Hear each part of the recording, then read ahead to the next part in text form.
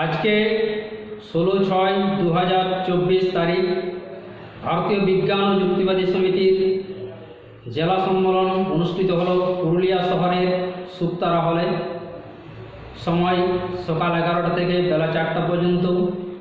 আজকের আলোচনার বিষয় ছিল আগামী দিনে কিভাবে যুক্তিবাদ ও মানবতাবাদ আরও বেশি করে প্রচার ও প্রসার করা যায়, কিভাবে স্কুল কলেজ এবং গ্রামে গ্রামে আরও সেমিনারকে বাড়ানো যায়, এই নিয়েই ছিল মূলত আজকের আলোচনা।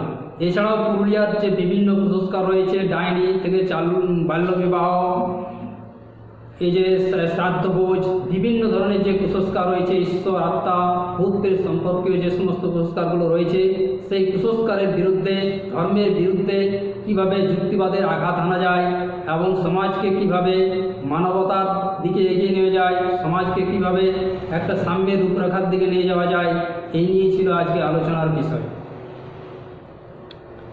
আজকের এই সভায় মূলত বিভিন্ন থানা থেকে বিভিন্ন প্রতিনিধি এসেছিলেন। প্রায় 30 জন প্রতিনিধি আজকের এই জেলা সম্মেলনে অংশগ্রহণ করেছিলেন। সুদূর দুর্গাপুর থেকে ছিলেন রবীন হামরাম এবং আসানসোল থেকে ছিলেন উৎপল মাহাতো। তারা কেন্দ্রীয় কমিটির প্রতিনিধি হিসাবে হাজির ছিলেন।